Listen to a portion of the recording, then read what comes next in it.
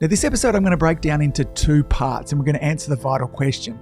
Is your practice actually worth returning to? Because before we fix that, reactivation campaign is not going to work. Now, why is it that reactivation matters so much? For established practices, the most underutilized strategy for consistent growth is just recalls and reactivation. These are people who already know you, like you, and trust you. You don't need to reintroduce yourself. You just need to remind them why they started. And the truth is, most people, if we're doing a good job, are not leaving our practice because they're dissatisfied. They're leaving because they're busy and they're distracted. And reactivation isn't just a business strategy, it's also an incredible act of kindness. Good morning, good afternoon, and good evening, folks. Hey, welcome to another episode of the Marketing Your Practice podcast, the podcast where I have the pleasure of simplifying the marketing and the mindset so you, the chiropractor, can increase your income, your impact, and your enjoyment in practice too. Now, each week, I like to pride myself in helping you unpack real strategies to help you grow your practice, but to do it in a way where you're not having to lose your soul in the process. And today we're going to dive into something that could quietly become your biggest growth lever without needing to spend another dollar on ads or do more social media posts as well. Now, before we do that, we're going to dive back again into the 7-figure lifestyle practice triangle. So we're going to zoom it out a bit. And if you've been listening over the previous episodes, you'll know this is the model that I teach from. I use this to help diagnose problems inside a chiropractic practice. Not only does it help diagnose the problems, but it helps to also point us in the direction that we need to go if we want to have growth, okay? Now, this triangle helps us create a high income, high enjoyment practice, and it does it by solving the 3 core problems. Again, if we simplify things and remember there are only 3 core problems that we need to solve if we want a 7-figure lifestyle practice. And the first one is no one knows us. The second one is no one stays. And the third one is no time, okay? Now, the solutions we want from this, instead of nobody knowing us, okay, we want high quality new patients coming each and every week. And it's important that we have that word high quality there because many of you have run Facebook ads at different stages and you've had dozens of new patients, but they've all been tire kickers. It's an enormous amount of energy for you and your team to process these people. First of all, even get them in the door, but then to get them to start care. So it's not just about the number of patients, it's about quality patients, okay? And to solve the problem of no one stays, what we want is loyal long-term advocates. These are practice members that would actually go into bat for you, okay? If they're at a dinner party and they're talking about chiropractic, they're going to go in and defend not just you, but chiropractic because they understand the bigness of it as well. And we solve the no time problem. The outcome that we want is a self-managing, freedom-driven practice, okay? Now, over the last 2 weeks, we've been really talking about the visibility problem of no one knows us. I talked through a standout strategy. Last week, we spent some time going through what I call the broadcast engine and the 3 cylinders of the 3 types of media, from rented media, borrowed media, and then media that we own as well. So if you've missed those episodes, no big deal. This is going to make sense all on its own today, but you can go back and you can review those as well. Now, this episode I'm going to break down into 2 parts, and we're going to answer the vital question. Is your practice actually worth returning to, okay? Because before we fix that, reactivation campaign is not going to work, okay? Now, why is it that reactivation matters so much? For established practices, the most underutilized strategy for consistent growth is just recalls and reactivations. These are people who already know you, like you, and trust you. You don't need to reintroduce yourself. You just need to remind them why they started, okay? And the truth is, most people, if we're doing a good job, are not leaving our practice because they're dissatisfied. They're leaving because they're busy and they're distracted. And reactivation isn't just a business strategy. It's also an incredible act of kindness. And I learnt this the hard way a number of years ago as well. A client of mine called Janet. Now, Janet had been one of those just fabulous practice members. She had been with me for years. She'd come in every fortnight like clockwork. And then I noticed Janice wasn't there once and she wasn't there twice. And then I kind of figured my team were probably sort of, going along in the background doing their job. But when Janice ended up back in the practice some 8 weeks or so afterwards, and I checked back in with her, she said something to me that really changed me. She said, "Angus, I really thought that somebody from the practice would have reached out to check why I wasn't here." Now, it turned out that there were some health challenges happening in her family and there's some other business pieces going on there too. But it was a really heart-to-heart moment. We stood for family in our practice. We stood for connection in our practice. One of the things that I wanted is my practice members to feel seen and heard and understood. And we didn't back this up with our actions. And it was at that moment there that I saw that recalls and reactivations were the ultimate form of kindness. It was a way of us saying to our practice members that you matter, okay? Let's talk a little bit about retention as well. Now, retention is not only important because, it is important because it's us delivering on the promise that we make with every practice member that starts with us, okay? Chiropractic care is one of those things that works best when it's consistent. The real transformation happens over time, not after the first adjustment or the second adjustment, but healing comes from strengthening and from adaptation and from, neural reprogramming. And when patients drop out too soon, they miss the full benefit. And that's a loss for them. That's a loss for our community. That's a loss for the health of our planet as well. Now, retention is also the foundation for a sustainable practice. When patients disappear, we scramble to try and replace them. We're trying to find new patients, and I'm all for us doing all forms of external marketing. I love Facebook and social media and external relationships and things like that too, but we also need to build this on the foundation of really solid retention. This brings us stability, this brings confidence. It allows our practice room to breathe, okay? So let's go back to this first question that I brought up to begin with, is your practice worth returning to?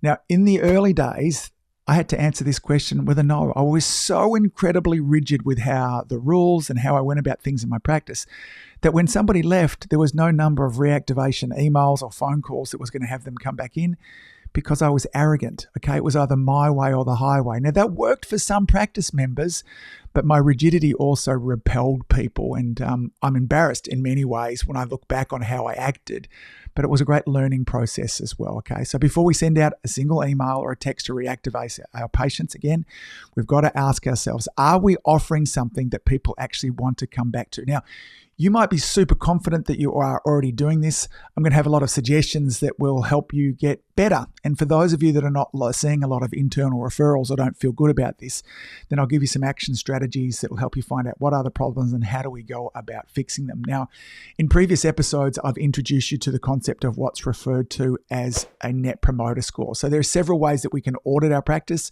There's not one right way. I'm going to give several of them to you in this episode. The key here is to audit your practice. Start to ask the people that are coming in, what are we doing well and what do we need to improve? The net promoter score is something I'm sure almost everybody has seen at some stage, either by an email or survey. It asks a simple question: how likely are you to recommend us to a friend or family? Now, it gives you a score on 0 of 10, okay? Now, as you go along with this, there's often a follow-up question as well.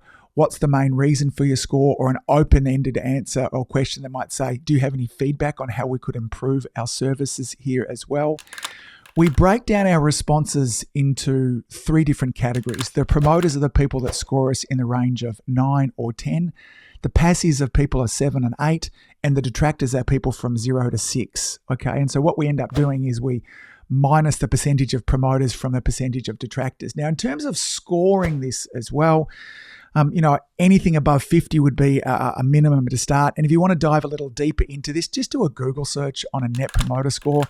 It's really easy and simple for you to implement as well. It can be done in person by handing it out. You can email it out. There's software that does all of this. But it's going to give you some information on what kind of service are you providing? Now, not only is the number valuable as well, but the feedback that you'll get, particularly those people that take the time to give you, some written words.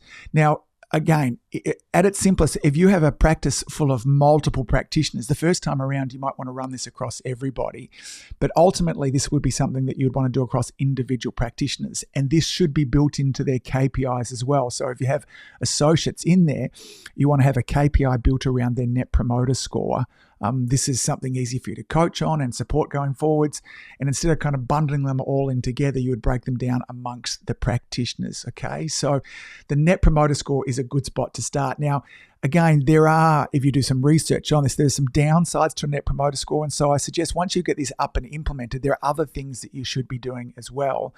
And so you might want to pick a day, a quarter where every practice member that comes in is actually surveyed on today's experience. Did we run on time? Did you feel seen, heard, and validated? What was your adjustment like? Was there great connection with the chiropractor? What was the environment of the practice like? There's a level of recency that we can get out of this information that might not come into a net promoter score as well. And you're literally mining for gold in amongst this. Again, we'd get information from each practitioner that you could come back and dive through that information to help you get better. Now, we'll talk about kind of what we do with the information in a moment. Focus groups are a powerful thing. They used to be super popular 10 or 15 years ago as well. We would get together 3 to 5 of our best, most loyal patients as well and just sit down and have an honest discussion with them as well. Let them, again, what are we doing well? What do we need to improve? How can we serve you and your families better? Now, these focus groups can be best done if they're not done by you or someone in the team, but somebody external, because they might not give us as open a feedback as they would an external person. So I used to have a friend of mine, Nick, who when he was going through university used to do these for chiropractors. They loved him for it. He would charge them for it. It was a great little business as well. Exit surveys can be helpful. What led you to stop care and how could we have served you better? Now that can be done formally and informally. It could be just the CA reaches out to them with a text message, sends them an email as well. Now, whilst it can be awkward asking for this information, we want to find it. Again, we're going to talk about how we use this information. You could have a suggestion box in your practice, both physical or you could have a digital version of it as well. Are you listening to what people are saying on social media? Are you listening to what people are saying across your Google reviews, Facebook reviews as well? And then, of course, inside of this, we don't want to ignore the feedback that we can be getting from our team, our CAs and associates. We want what are they telling us? So all of these things, from post-visit short surveys, focus groups, exit surveys, suggestion box, listening across social media in our team. These are ways that we can get feedback about the sort of work that we're actually doing. Now, interpreting the feedback is important as well. We need to make sense of what comes back. We want to look for patterns, not outliers. If multiple people are mentioning the same thing, then fix it. Okay, as well. So we've got, 3 or 4 patients that are telling us that it's really hard to book online, then it's time for a change. Okay, but if just one person is saying it, then that might not necessarily be something that we want to change. We want to, secondly, prioritize high impact changes. Go for visible, quick wins. Maybe it's just improved signage, better hours, and then we can kind of go into the deeper stuff there that's about, the layout of your office or, protocols and things like that too. We do need to make sure, for instance, that the feedback aligns with our vision. So not all feedback might align. So for instance, the patients might be asking for weekend hours and you may have prioritized, I'm never working on a weekend. This is family time and this is about balance. And while a lot of people want a Saturday, you're just not prepared to start to work on a Saturday. Or what you could do is an employee associate and they could work on the Saturday as well. So it's totally okay to say no to the feedback if it doesn't align with your mission and doesn't align with your values as well, okay? You need to accept that we cannot please everybody. This is about pleasing your ideal people. We're not trying to be everything to everyone, because when we do that, we end up being nothing as well. So be sure again in this to involve your team, share patterns, brainstorm solutions together. So there are several different ways that we want to be making sure that we're getting feedback. I'm going to suggest that you just start with a net promoter score. It's well established as a form of feedback. It's easy to do. You can do it in person by handing out the forms. You can email it out to your existing database. As you get more sophisticated, you'd want to separate that across practitioners. Again, I often suggest people just do a simple Google form for this. Once you've got this in and implemented, start to look at other ways. Okay, we talked about focus groups in there. We talked about picking a day once a quarter where every practice member that comes in gets a short survey that they're asked questions as well. Okay, so let's start to wrap this up as well. Next week's, we're going to go into some of the more specifics in terms of how do we reach out to people? What are our avenues through we can recall and reactivation? And I'll share some of the scripts that work really well or the strategies. I'm not such a big fan of scripts, but some of the overarching principles that can underpin our recalls and our reactivation. But it has to be built upon first is my practice one that inspires people to come back? And I had to take some of my own medicine in the early days when I realized that mine wasn't. And it took some time, 12 to 18 months for me to rebuild the trust, for me to, reactivate those relationships because I had behaved in a way that wasn't all that good as well. So next week, we're going to continue to break down the reactivation blueprint. We'll talk about who to contact, what sort of things to say, and how to structure a reactivation campaign that works. Until then, thanks for tuning in and thanks for all that you do. Keep saving lives.